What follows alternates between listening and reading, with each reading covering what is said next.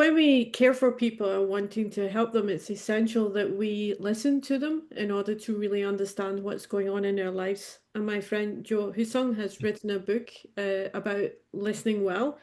And I'd ask you, Joe, please could you share with us some of your insights from the book that are especially important? So please share about yourself, who you are, introduce yourself, and please feel to go ahead with what you have for us. Yeah, well, thanks, Anne, and thanks for having me. I'm really excited to be with everyone. Such a diverse group from all over the place. Yeah, my name's Joe Hussung.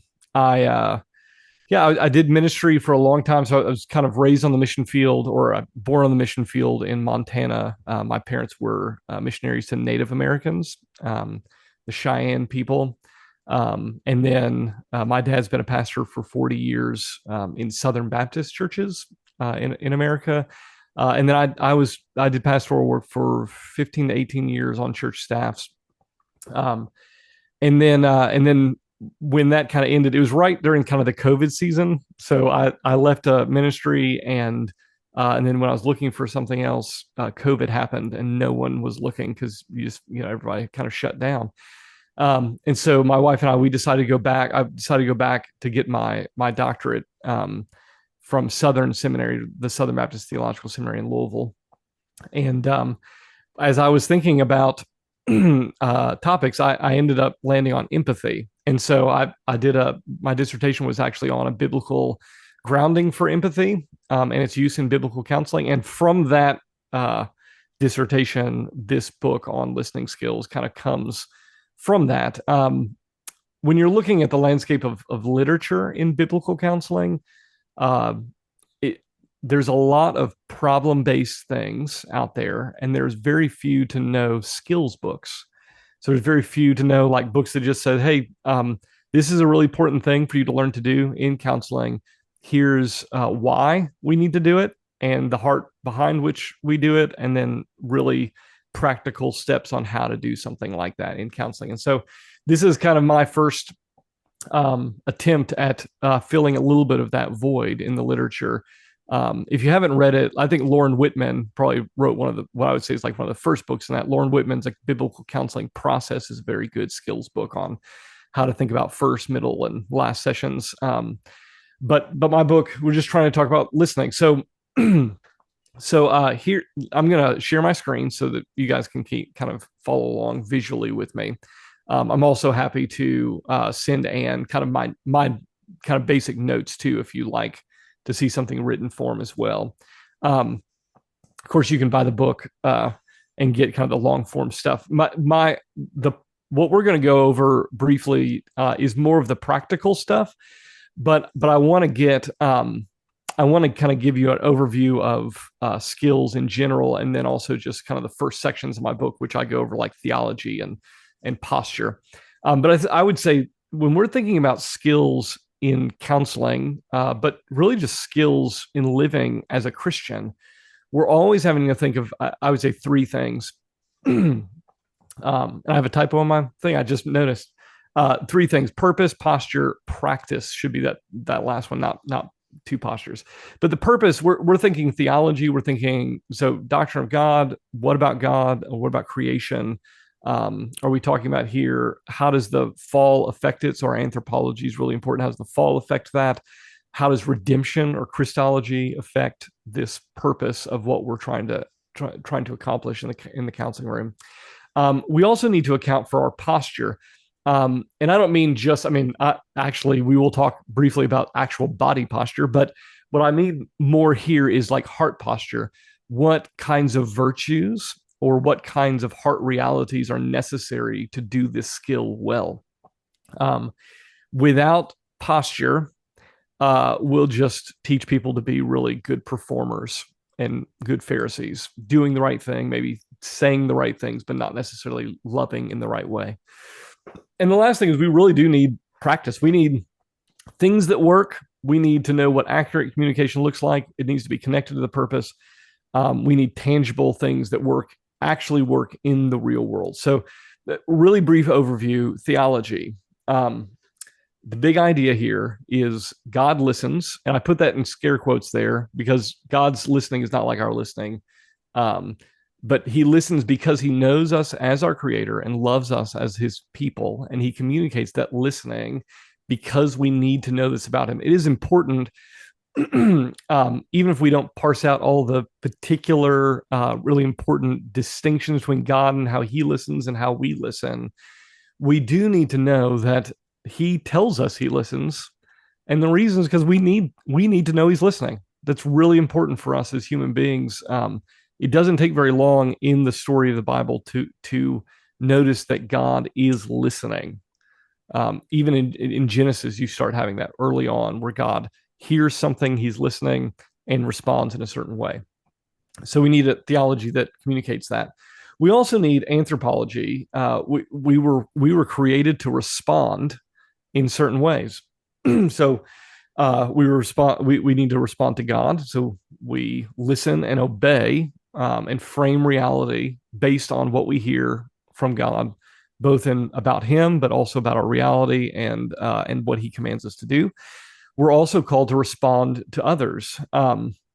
So even in the first chapter of Genesis, God puts us in the garden. God puts Adam and Eve in the garden, and he tells them, "This is who you are. This is why I made you. This is what you're to do."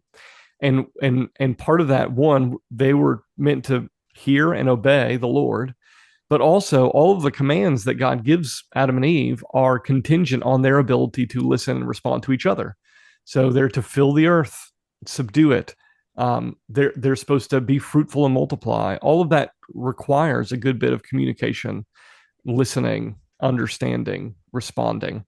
Um, and the fall, I mean, sin gets in the way of all of those things. So sin gets in the way of our loving of others. Sin gets in the way by us opposing the God who speaks to us. It gets in the way by means of like our pride. So we kind of center our universe around ourselves, and so we're less likely to listen to others.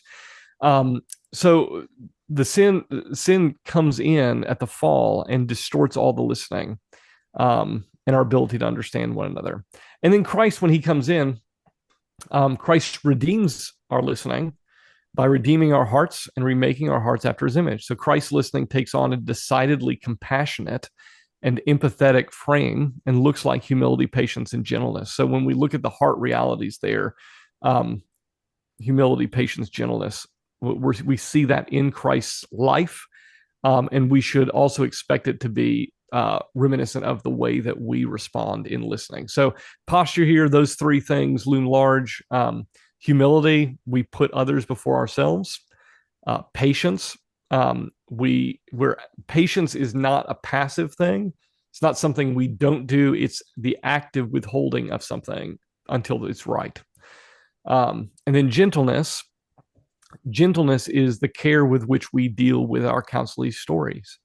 It's the kindness we utilize when we draw them out. I love that. There's a David Powlison quote where it talks about us having being given kind of this beautiful privilege of holding the fine china of our counselees, and it's how we hold that fine china that we really prove that we care deeply about them.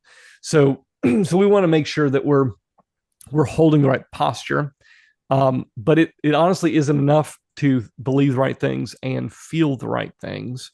We also need practical ways in which to communicate our heart posture and the right beliefs to our counselees in a way that they'll understand. So here's some preparation. So when we're talking about preparation and practice, there's some things I want us to think about before we jump in to listening, and stuff we're going to be listening for. And then we also are going to be like thinking about questions and reflections and things like that. So how do you feel? Yeah, this is a question we should ask ourselves before we jump into any kind of counseling situation, because we're human beings, and how we're feeling in the moment of like right before a counseling moment, it can negatively impact our counseling. So you walk in from a disagreement with your spouse or after an argument with a coworker, and we have to think about that for a second. How do I feel walking in here? How can I what can I do to notice that this is true? So we need some self-awareness. It's really important for us to kind of check ourselves before we're jumping in. We need to reflect on our emotional state. So here's some questions for self reflection or self assessment. What difficult things have happened to me today? So what things have happened to me that I may need to account for? Um, where am I in processing those things? Is there something that I need to immediately take to the Lord before I jump into this counseling session? Um, if so, let's do that. We just go ahead and sit down and pray and ask for help here. Um, how does as strange as it may sound, how does my body feel?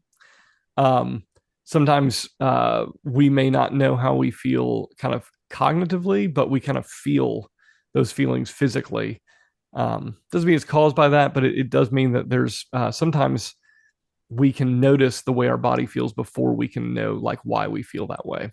So just trying to notice what's going on, and just make sure you're bringing those unsettled feelings or needs before the session to the Lord, um, to ensure that you can kind of set aside and focus on the counselee themselves. Because honestly, that is yeah, there are going to be some things that your love of your counselee is going to necessitate you setting some of your stuff aside for the moment. So if you're going to walk into an hour long session or 2 hours, or just going to get coffee with a friend, it's important for you to think, okay, these are the things that feel unsettled to me right now.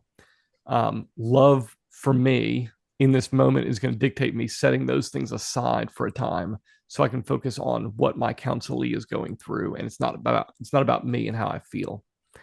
Um, yeah, so we want to do that before we even get into the room. Um, Gaps.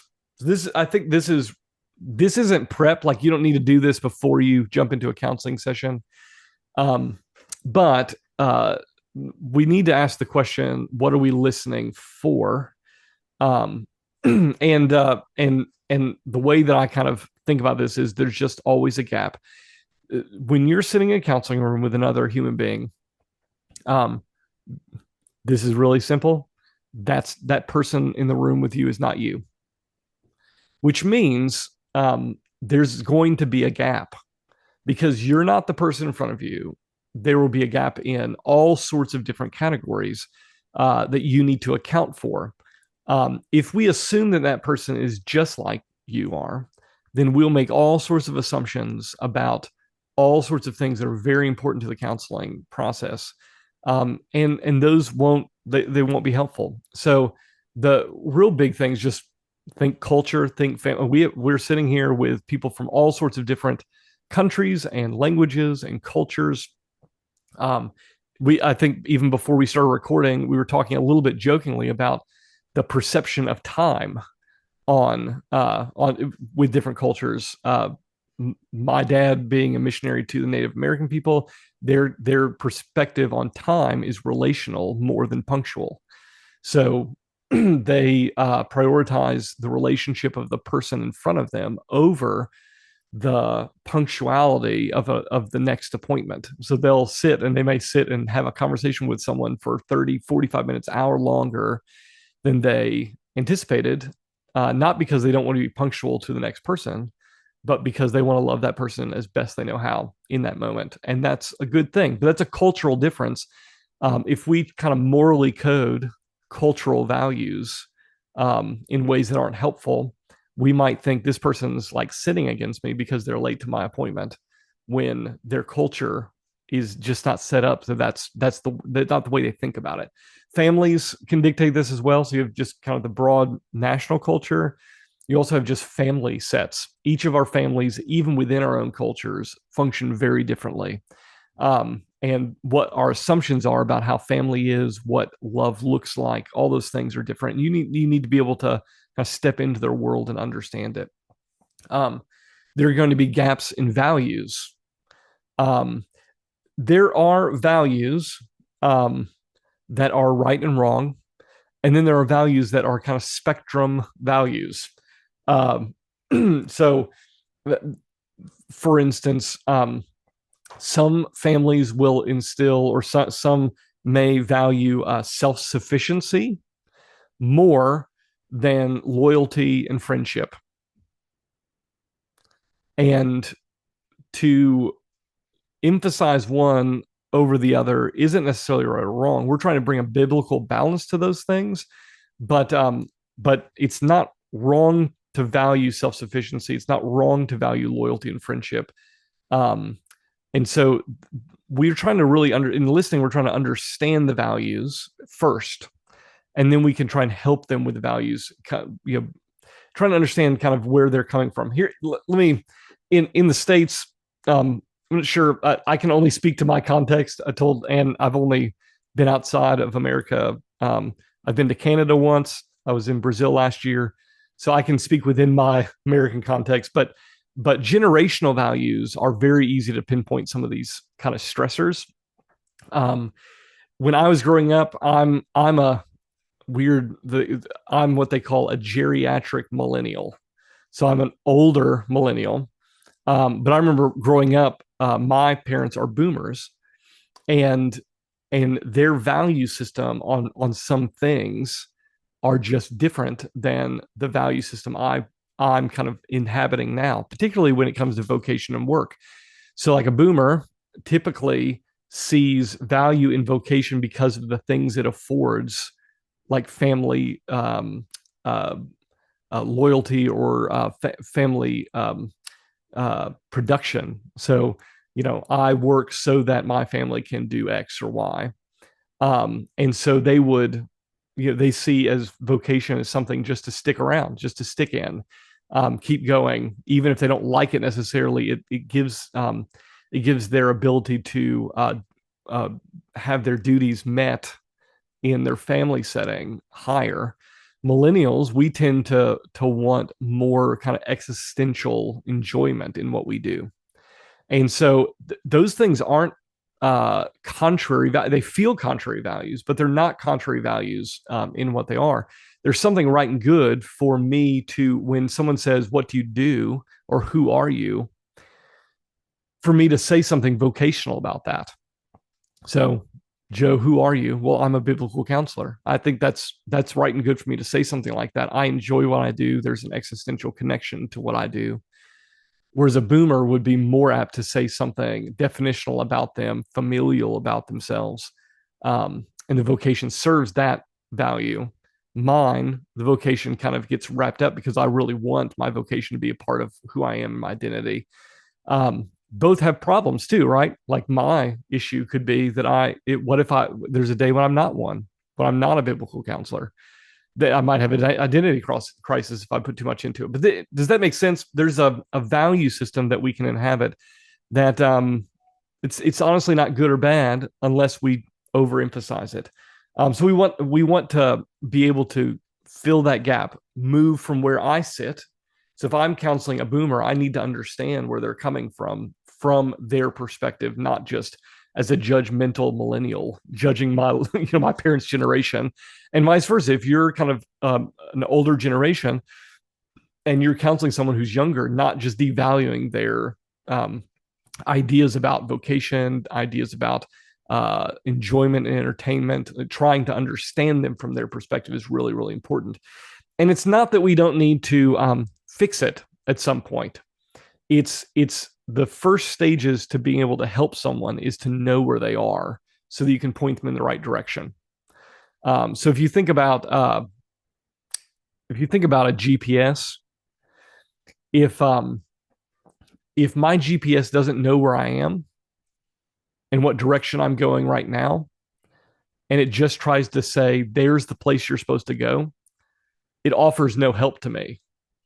So we need to start with where the person is, and then we can kind of say, "Okay, from this place you are, here's the direction. We need to go northeast, or we need to go southwest." Otherwise, we just won't be able to give good counsel. And then and then you have gap in perspective.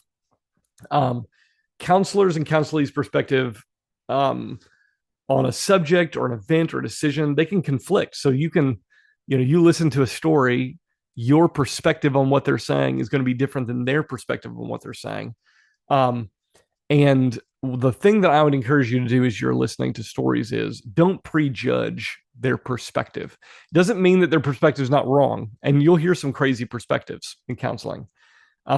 It's try and understand why that makes sense to them before you start trying to help them untangle or disentangle that perspective from truth. So we just need to make sure that we're doing a good job there. Okay, practice. All right. Questions.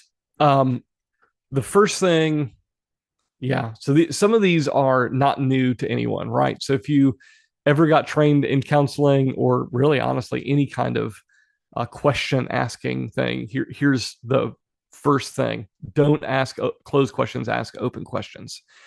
Generally, I'm going to say that very generally because I actually think there are very appropriate closed questions that you ought to be asking people. So closed questions aren't bad, but we need to understand what they do and what they don't do. Um, yeah. Actually, before I go into that, we also need to start with general and move to specifics. So sorry, that was that first line there. So we start with general questions. You don't ask about the specific thing they're feeling before you ask how they feel. That's obvious and intuitive. I put it there because I mean, I think it makes logical sense. I think most of us do this generally. We ask, "How was your day?" before we ask very specific questions about their day. Um, and then, okay, so open and closed questions. So closed questions are going to be any question that I could answer accurately and comprehensively with a yes or no. Okay, so if I asked, "Are you anxious?" Closed question. Yes, it's yes, no. Could be a maybe, I guess. You might get more information. Generally speaking, when you ask an open or a closed question, you receive an open or closed answer, and very, very little more. Um, so, uh, so open questions reframe them to where you ask for more, you get more content.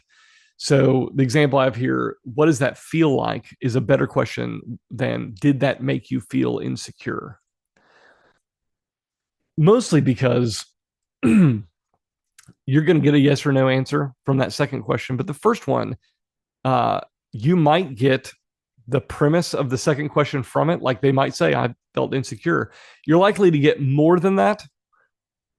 Then, so what does it feel like? They may not be sure what it feels like and they need to process it out. You're getting a long string of answers there. It could be something very specific that you can follow up on, but you get very little more information than what you ask for with closed questions, where with open questions, you get a lot more information most of the time. The exception to this, in my mind at least, closed questions can work. Primarily, they should be asked in questions that must be asked, and you need yes or no answers. When you're counseling a couple and you think that there's physical abuse going on, a question about did you do X is probably a very appropriate question, and I don't want them processing that. I really just need to know whether they did or not. Did you look at pornography yesterday?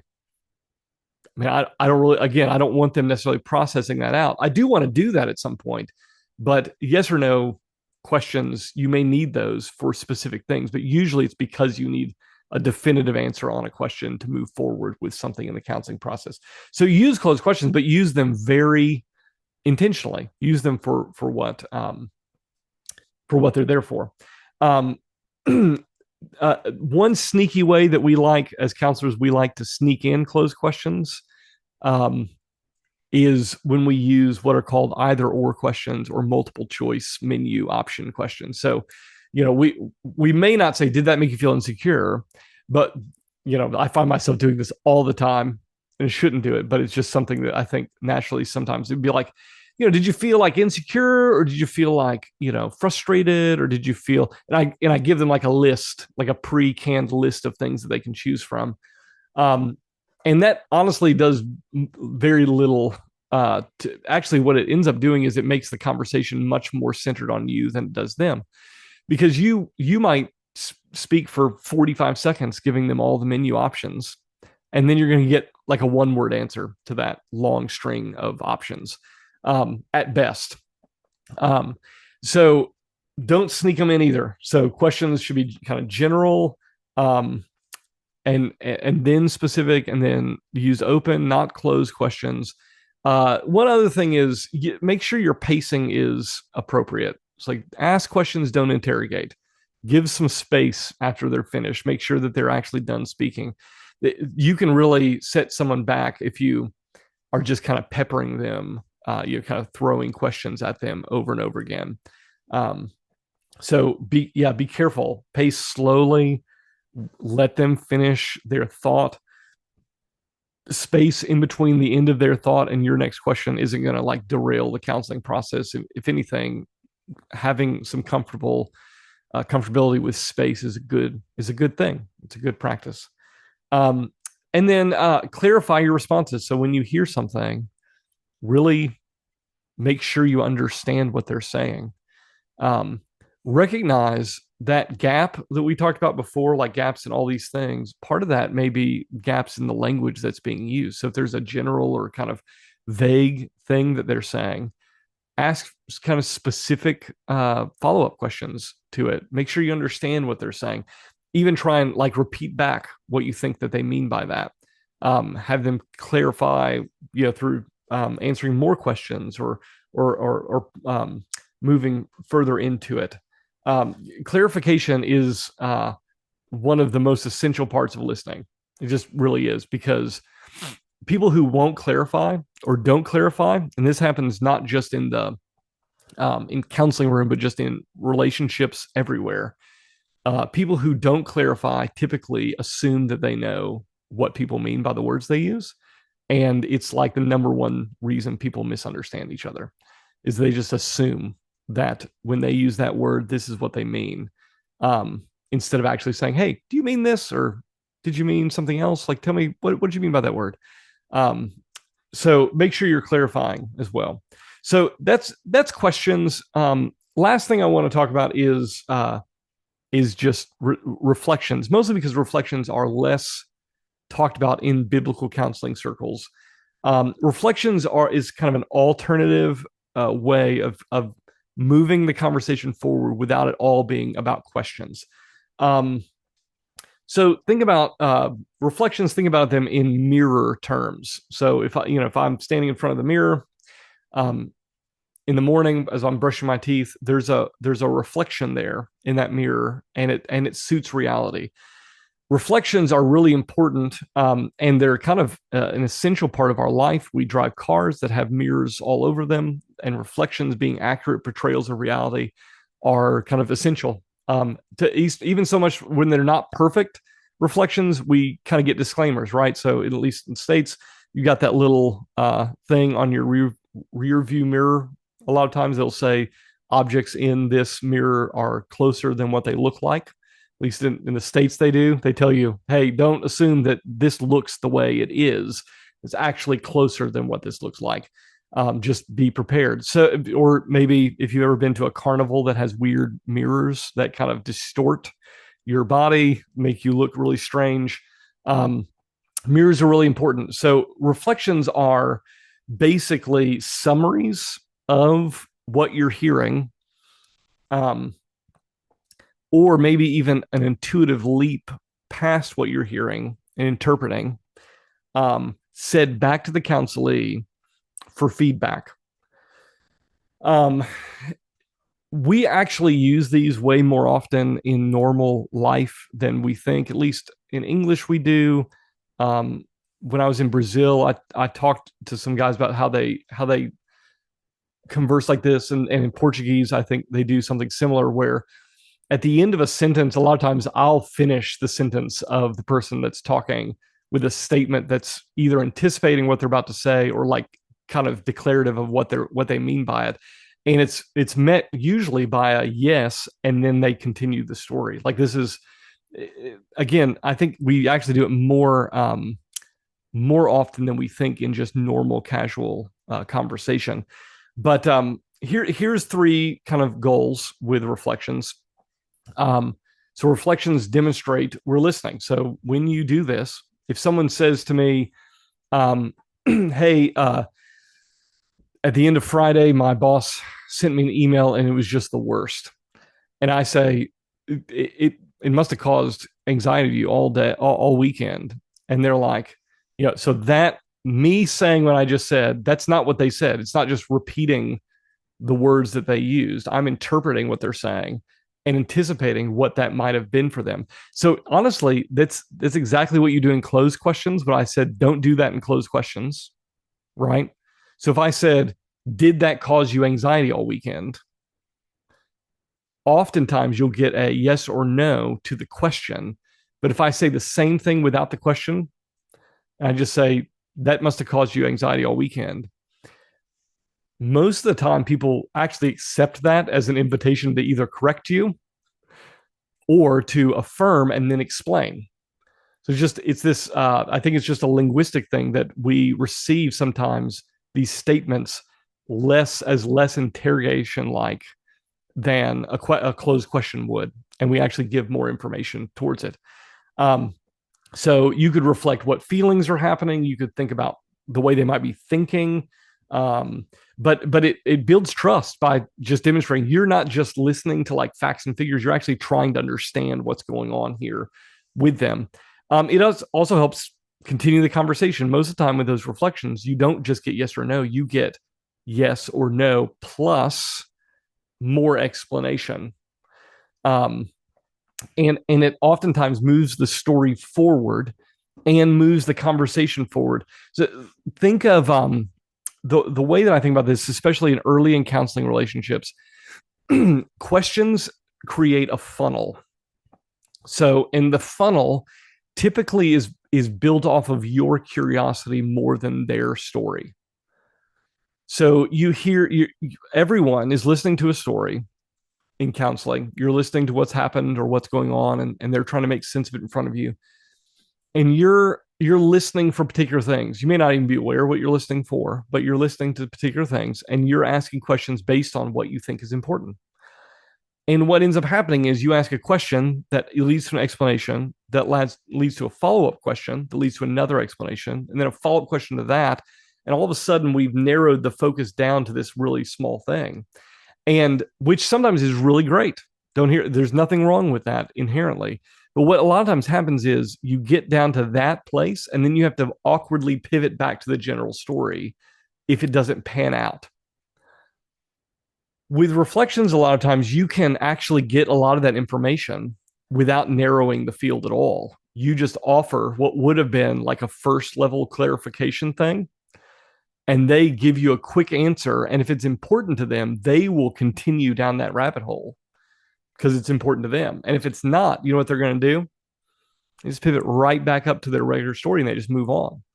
So that example that I gave you about the person at work, if it's important for them that their whole weekend was ruined, and I gave a reflection that says that, they'll stay there and we'll talk about their weekend and how terrible it was and how that email destroyed their weekend. And they were stressed all week about what happened, what was going to happen on Monday and all those kinds of things. You're going to spend all the time there because that's what's important to them.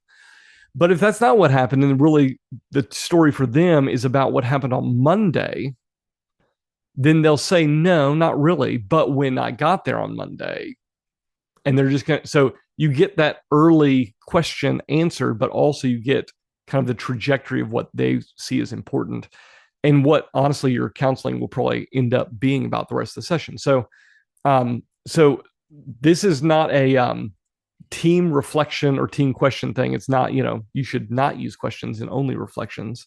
But I do think reflections, oftentimes we should use those alongside questions. They can be really, really helpful for us as we're trying to learn more about our counselees. So that's all I'm gonna say. So I've got about, I think, is it one? Yeah. I've got about 19 minutes, Anne, to answer questions.